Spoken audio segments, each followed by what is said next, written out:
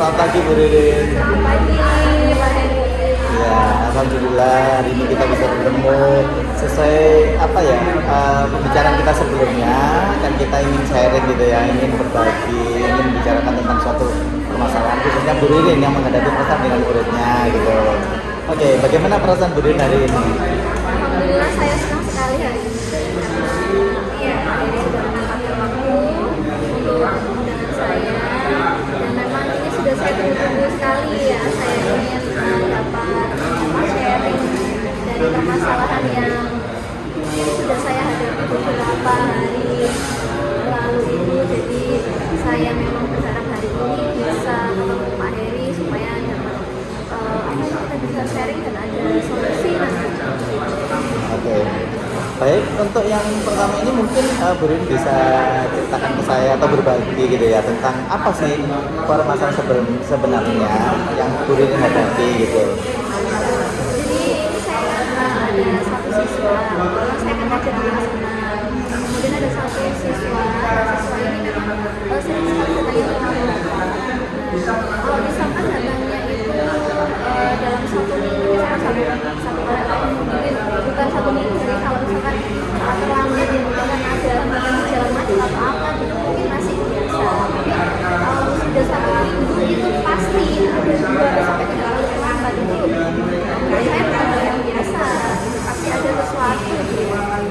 Hambatan-hambatan dia ini apa itu yang saya masih menemukan. Jadi itu yang ingin saya bahas hari ini.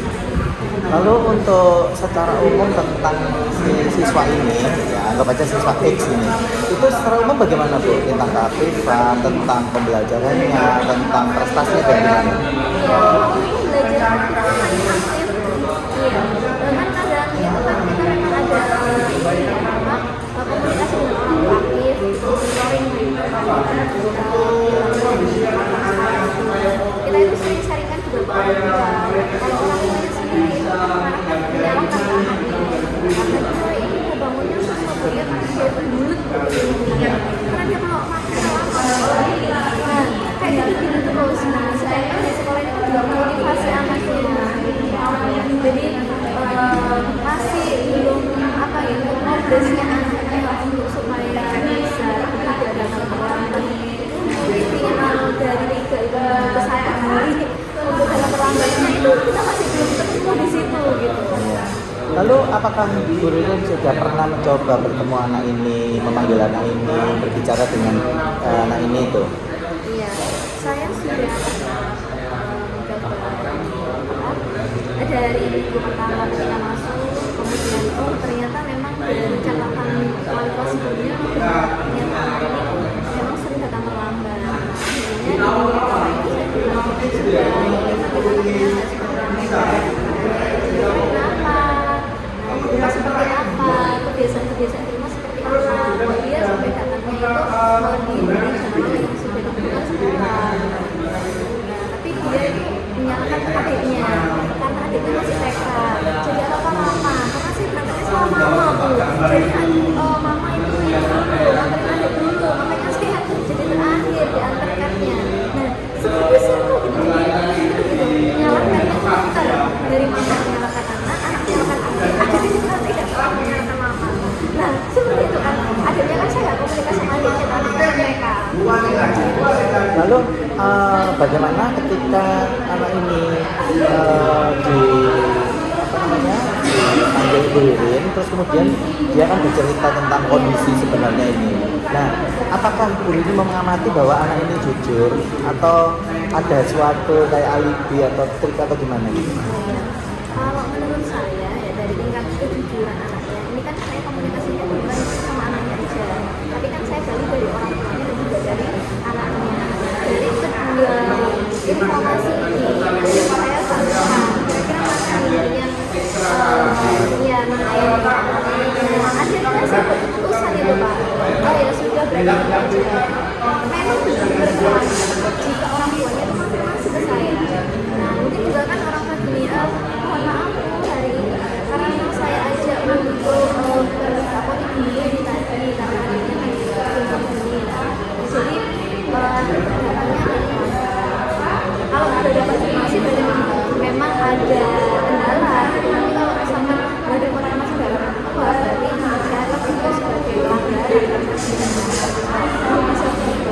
Berarti Bu Ririn juga sempat mempertemukan anak ini dan orang tuanya juga. Oh, berarti ini sudah jelas ya, Bu Ririn sudah tahu permasalahannya, ada faktor-faktor penyebab kenapa terlambat, dan itu pun sudah di cross check sama Bu Ririn dari anaknya, dari orang tuanya. Nah, terus kemudian kira-kira apa rencana Bu Ririn ke depannya untuk membantu menyelesaikan permasalahan ini? Yang pertama, tadi kan saya sudah merencanakan selanjutnya itu saya lomba belajar. Kenapa? Kalau dilihat lagi dari jadwalnya masih tidurnya putar-putar di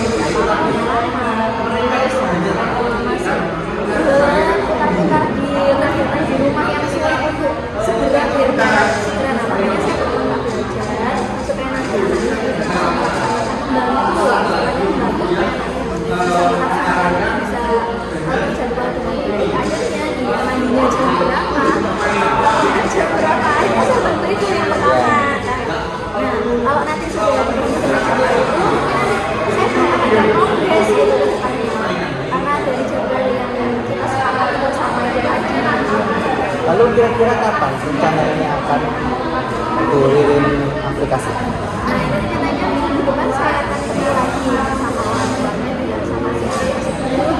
Nanti akan saya berikan kesepakatan, jadi saya sampaikan kepada orang tuanya, saya menyampaikan juga ini sepakat kita bersama ya supaya nanti bisa menjadi lebih baik, bisa berangkatnya juga lebih pagi.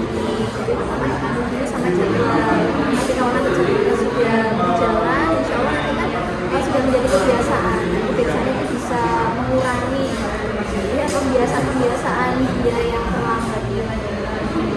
Terus kira-kira dari kalau kita hitung ya, dari ini berapa sampai 1 gitu ya, 1 sampai 10, kira-kira Bu Ririn berapa yang Bu Ririn ingin dapatkan hasil dari penyelesaian masalah ini? Kalau masalahnya lambat karena memang ada suatu kendala yang kita tidak sengaja, mungkin itu menjadi faktor yang lain.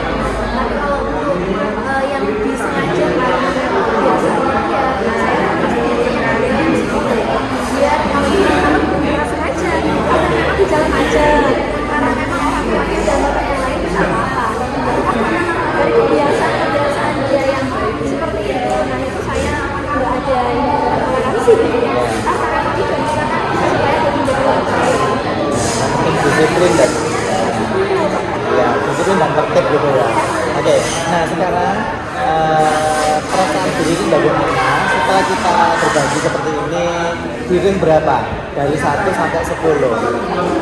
Saya merasa lebih ada wawasan baru. Jadi yang awalnya tadi saya kasih saya sudah memanggil anaknya juga, sudah memberikan motivasi juga, monitoring bayinya juga sudah.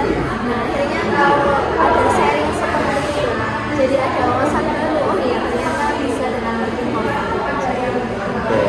Oke, mungkin cukup sharing kita hari ini. Semoga permasalahan Bu Ririn ini cepat selesai dan si anak ini bisa 100% tidak terlambat dan berikutnya dan tidak mengganggu pelajaran dan mengganggu dia juga. Dan Bu Ririn juga lega sudah tidak ada permasalahan lagi karena sudah terselesaikan dengan baik. Oke, mungkin kalau suatu ketika kita perlu bicarakan lagi atau untuk follow up bisa tentu lagi dan kita bisa janjian lagi. Untuk sekarang, oke, sama-sama. Assalamualaikum Bu.